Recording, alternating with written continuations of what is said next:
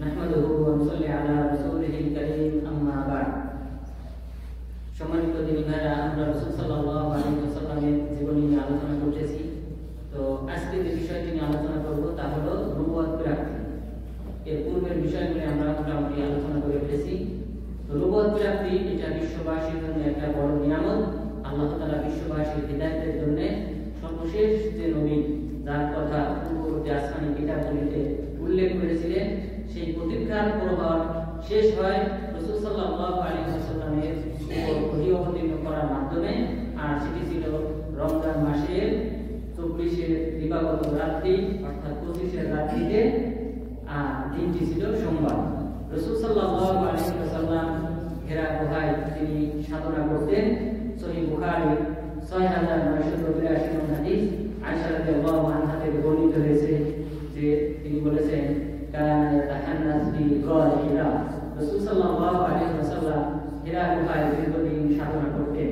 যখন তার খাদ্য ফুরিয়ে যেত, তিনি খাদিজা রাদিয়াল্লাহু আনহার কাছে ফিরে আসতেন, অথবা খাদিজা রাদিয়াল্লাহু আনহা তিনি নিজে গিয়ে খাবার দিয়ে আসতেন। এইভাবে চলতে চলতে এক সময় রমজান মাসের 25-এর রাত্রিতে সোমবারে জিবরিল আলাইহিস সালাম আসেন। জিবরিল আলাইহিস সালাম আসার পর তাকে বললেন, ইকরা, তুমি পাঠ করো। রাসূল সাল্লাল্লাহু আলাইহি ওয়াসাল্লাম বললেন, মা আনা বিকারি, আমি পাঠ করতে পারি না। তখন ফাআখাযানি ফাযাবাতা আলাইয়া হাত্তা বালাগানি আল-জাহর, যে জিবরিল আলাইহিস সালাম আমাকে পাকড়াও করলেন, আলিঙ্গন করলেন, চাপ দিলেন, এমনকি আমি কষ্ট পেলাম।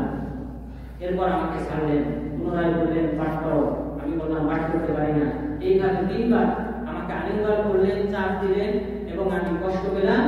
এরপর ছেড়ে দেওয়ার পর তারপর তিনি বললেন, ইকরা বিসমি রাব্বিকাল্লাযী খলাক, খলাকাল ইনসানা মিন আলাক, ইকরা ওয়া রাব্বুকাল আকরাম আল্লাযী আল্লামা বিল কলম, আল্লামাল ইনসানা মা লাম ইয়ালাম। এই 5টি আয়াত রাসূল সাল্লাল্লাহু আলাইহি ওয়াসাল্লামের উপর অবতীর্ণ করলেন এবং রাসূল সাল্লাল্লাহু আলাইহি ওয়াসাল্লাম তার সাথে সাথে পাঠ করলেন।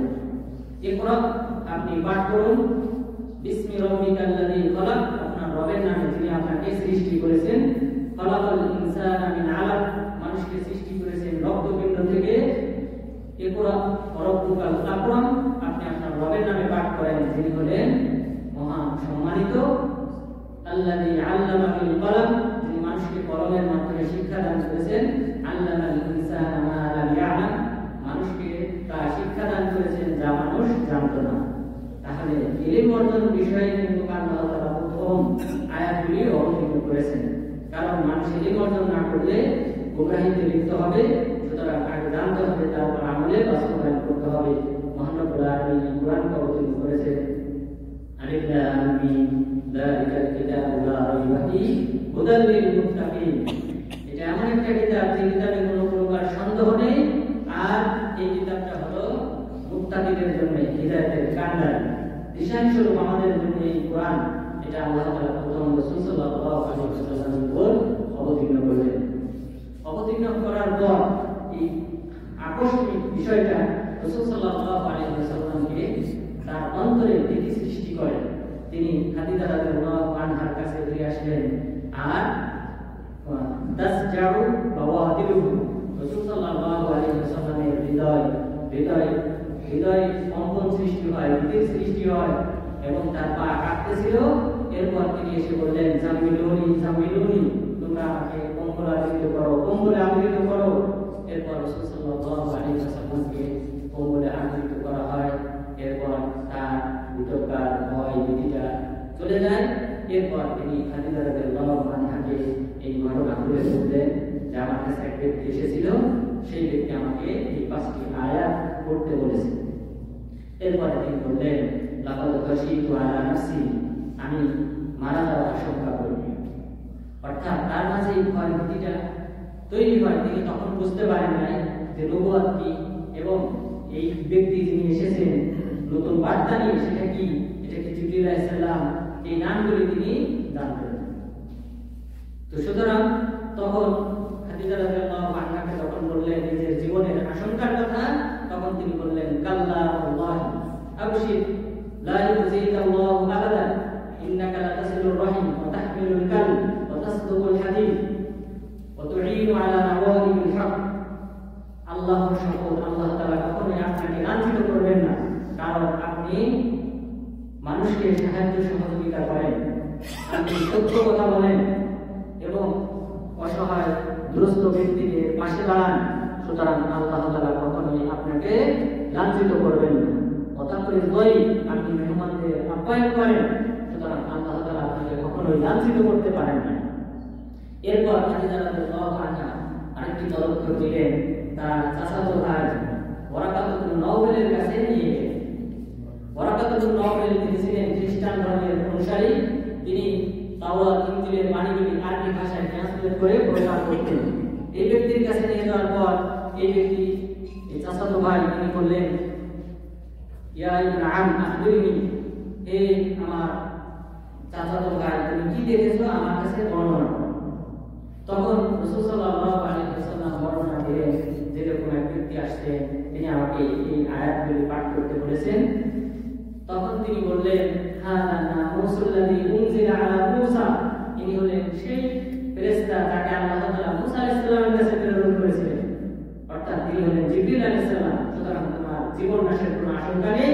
এরপর তিনি বললেন, ইয়া লাইতানি জাযাআন ইয়া লাইতানি কুনতু হাইয়া ইদ ইউখরিজুকা কওমুক, হায় আফসোস, আমি যদি সেই সময় তারুণ্য যুবকের বয়সে যদি আমি থাকতাম এবং আমি যদি সেই সময় জীবিত থাকি, যখন আপনাকে আপনার কওম এই মক্কা থেকে বের করে দেবে। রাসূল সাল্লাল্লাহু আলাইহি ওয়াসাল্লাম বললেন, আও মুখরিজিয়াহুম, তারা কি আমাকে এই মক্কা থেকে বের করে দেবে যেখানে আমি লালিত পালিত হয়েছি, বড় হয়েছি?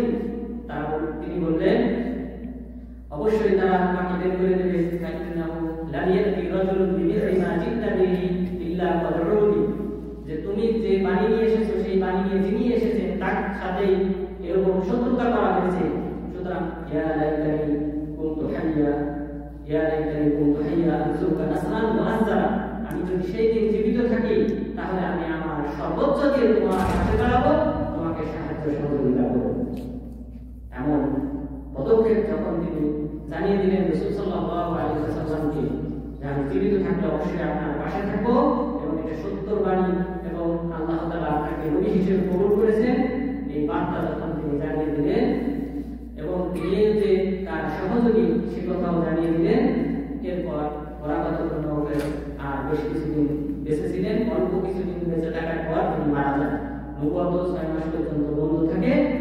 এরপর এই যে ব্যক্তি ওয়ারাকাত ইবনে নওফল, রাসূল সাল্লাল্লাহু আলাইহি ওয়াসাল্লাম বলেছেন, আল মুস্তাদরাক আলা সহিহাইন লিল হাকিমের 4211 হাদিস, যে ইন্নী লা তাসুবু ওয়ারাকা ফা ইন্নী রাআইতু লাহু জান্নাহ আও জান্নাতাইন, তোমরা ওয়ারাকাত ইবনে নওফলকে গালি দিও না, কেননা আমি তার জন্য জান্নাতে একটি অথবা দুটি জান্নাত দেখেছি।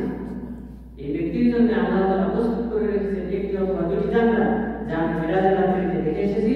সুতরাং তোমরা ওয়ারাকাত ইবনে নওফলকে গালি দিও না। অর্থাৎ তিনি খ্রিস্টানদের সঠিক ধর্মের উপর অটল ছিলেন, শেষ নবীর প্রতি তিনি স্বীকৃতি দিয়েছেন, সুতরাং তিনি জান্নাতি। এরপর এই ব্যক্তি এই যে রাসূল সাল্লাল্লাহু আলাইহি ওয়াসাল্লামের উপর এই আয়াতগুলো অবতীর্ণ হলো, হওয়ার পর তিনি বেশ কিছুদিন অসুস্থ ছিলেন, কোমরাবৃত ছিলেন। আল্লাহ তাআলা আয়াত অবতীর্ণ করলেন, ইয়া আইয়ুহাল মুযাম্মিল ইয়া আইয়ুহাল মুদাথ্থির, হে কোমরাবৃত ব্যক্তি। এরপর আল্লাহ তাআলা তাকে নির্দেশ দিলেন, তুমি দাওয়াতি কাজে বেরিয়ে যাও, দাওয়াত প্রচার করো। রাসূল সাল্লাল্লাহু আলাইহি ওয়াসাল্লাম মক্কার 13টি বছরে প্রথম 3টি বছর গোপনে দাওয়াতি কাজ করেছেন। গোপনে যাদেরকে দাওয়াত দিয়েছেন তাদের মধ্যে প্রথম হলেন খাদিজা রাদিয়াল্লাহু আনহা এবং তার দাস যায়েদ ইবনে হারিসা রাদিয়াল্লাহু আনহু এবং তার চাচাতো ভাই আলী বিন আবি তালিব রাদিয়াল্লাহু আনহু এবং তার অন্তরঙ্গ বন্ধু, শৈশবকালের বন্ধু আবু বকর as-সিদ্দিক রাদিয়াল্লাহু আনহু। এই সকল ব্যক্তিদেরকে প্রথমে দাওয়াত দিলেন, তারা সকলেই দাওয়াত কবুল করলেন। তারা এই অধিক বার্তা জানার পর তারা এই দাওয়াত কবুল করলেন। এরপর আবু বকর রাদিয়াল্লাহু আনহুর হাত ধরে আরো 5 জন আশারায়ে মুবাশশারা, যাদের জান্নাতের শুভ সংবাদ রাসূল সাল্লাল্লাহু আলাইহি ওয়াসাল্লাম এক হাদিসে উল্লেখ করেছেন, সেই 10 জনের 5 জন আবু বকর রাদিয়াল্লাহু আনহু হাতে ইসলাম গ্রহণ করেছেন। তাদের মধ্যে উসমান বিন আফফান রাদিয়াল্লাহু আনহু, এরপর জুবাইর ইবনে আওয়াম রাদিয়াল্লাহু আনহু, তালহা ইবনে উবাইদুল্লাহ রাদিয়াল্লাহু আনহু, আব্দুর রহমান বিন আউফ রাদিয়াল্লাহু আনহু, সাদ বিন আবি ওয়াক্কাস রাদিয়াল্লাহু আনহু, আবু বকর রাদিয়াল্লাহু আনহু হাতে এই সকল ব্যক্তিগণ ইসলাম গ্রহণ করেছে। এই সকল ব্যক্তিদের যত আমল আছে সেই সব আমল আবু বকর রাদিয়াল্লাহু আনহু নামায় লেখা হবে। সুতরাং আবু বকর রাদিয়াল্লাহু আনহুর ভূমিকা ইসলামে ছিল অপরিসীম। এরপর আবু বকর রাদিয়াল্লাহু আনহুর হাতে তিনি মানুষের মুসলিমদেরকে তখন মক্কাতে শাস্তি দেওয়া হচ্ছিল, যখন উত্তপ্ত বালুর উপর যখন তাদেরকে জামাতহীন অবস্থায় খালি গায়ে রেখে দেওয়া হয়েছিল, তখন আবু বকর রাদিয়াল্লাহু আনহু সকল ব্যক্তিদেরকে কড়াই করে তাদেরকে আযাদ করে দেন। তাদের মধ্যে অন্যতম হলেন বিলাল বিন রবাহ রাদিয়াল্লাহু আনহু। এই বিলাল বিন রবাহ রাদিয়াল্লাহু আনহুকে মক্কার কুরাইশদের কাছ থেকে কড়াই করে, উমাইয়া ইবনে খালদের কাছ থেকে কড়াই করে আযাদ করে দেন এবং তিনি ইসলামে প্রবেশ আগেই করেছিলেন। এবং এটাও আবু বকর রাদিয়াল্লাহু আনহুর একটা সৎ আমলের অন্যতম একটা আমল। এইভাবে ইসলামের প্রচার গোপনে চলতে থাকে। প্রথম দিকে 40 জন ইসলাম গ্রহণ করে। তারা আরকাম রাদিয়াল্লাহু আনহু ঘরে তারা দাওয়াতি কাজ করতেন। আল্লাহ তাআলা এরপর আয়াত অবতীর্ণ করলেন, ওয়া আনদির আশীরাতাকাল আকরাবিন, সূরা শুআরা 214 নম্বর আয়াতে বললেন, আপনি আপনার নিকটাত্মীয়দেরকে দাওয়াত দান করুন, তাদেরকে ইসলামের দিকে আহ্বান করুন। তখন তিনি তার নিকটাত্মীয় যারা আছে তাদের সবাইকে ডাকলেন। যেমনটা আপনারা আগে জেনেছেন যে সাফা মারওয়াতে, সাফা পাহাড়ে রাসূল সাল্লাল্লাহু আলাইহি ওয়াসাল্লাম দাঁড়িয়ে তিনি এই আয়াতটা যখন অবতীর্ণ হয়, সাফা পর্বতে চড়ে তিনি মানুষদেরকে ডাকলেন, ইয়া বানি ফিহির, ইয়া বানি আদি, হে ফিহির পুত্র, হে আদি পুত্র, অর্থাৎ তার নিকটাত্মীয় পুত্র, এদেরকে ডাকলেন। ডাকার পর তারা যখন সমবেত হয়, তখন তিনি বললেন, তোমরা কি বিশ্বাস করবে আমি যদি সংবাদ দিই এই পাহাড়ের পাদদেশে ঘোড়সওয়ার বাহিনী অপেক্ষমান রয়েছে, তোমাদের উপর আক্রমণ করবে, তোমাদেরকে ধ্বংস করবে, তোমরা কি বিশ্বাস করবে? তারা বললেন, হ্যাঁ অবশ্যই বিশ্বাস করব। এরপর তিনি বললেন, আমি হলাম তোমাদেরকে সতর্ককারী জাহান্নামের কঠিন শাস্তি দেবে। তখন আবু লাহাব বলে দিল, আলিহাদা জামাতানা তাতাল্লাকা সাইরা ইয়াউম, তুমি কি আজ আমাদেরকে শুধুমাত্র এই জন্যই জড়ো করেছো, সারাদিন ধ্বংস করেছো, সুতরাং তুমি ধ্বংস হও। এই বক্তব্য দেওয়ার পর আল্লাহ তাআলা সূরা লাহাব অবতীর্ণ করেন, তাব্বাত ইয়াদা আবি লাহাবি ওয়া তাব, আবু লাহাবের দুই হস্ত ধ্বংস হয়েছে, সে নিজেও ধ্বংস হয়েছে, মা আগনা আনহু মালুহু ওয়া মা কাসাব, সে তার যে সম্পদ রয়েছে এবং তার উপার্জিত যে আমল রয়েছে কোনোটাই তার কোনো কাজে আসে নাই। এই আয়াত আল্লাহ তাআলা অবতীর্ণ করেছেন। তাহলে নিকটাত্মীয়রা যদি পাশে দাঁড়ায়, তাহলে এটা ইসলামের জন্য একটা বিরাট একটা ভূমিকা থাকবে ইসলাম প্রচারে। এই কারণে আল্লাহ তাআলা আয়াত অবতীর্ণ করলেন, আপনার নিকটাত্মীয়দেরকে প্রথমে আহ্বান করেন। কিন্তু এখানে আবু লাহাবের কারণে এটাও ভেস্তে যায়।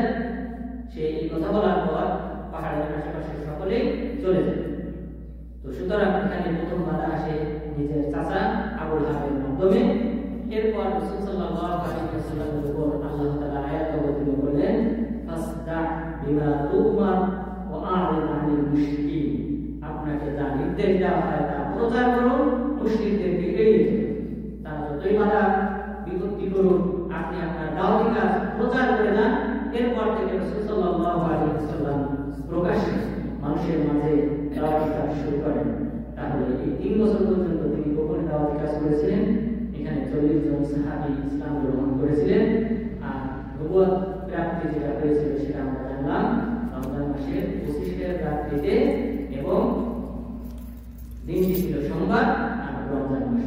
তাহলে আল্লাহ তাআলা যেন আমাদেরকে রাসূল সাল্লাল্লাহু আলাইহি ওয়াসাল্লামের উপর এই যে বড় নিয়ামত অবতীর্ণ করেছিলেন ওহী, এবং সেই ওহীর মাধ্যমে এই গাইডলাইনকে ফলো করে আল্লাহ তাআলা যেন আমাদের জীবনকে সুন্দরভাবে সাজানোর মাধ্যমে ইহকালীন পরকালীন সফলতা অর্জন করার তৌফিক দান করেন।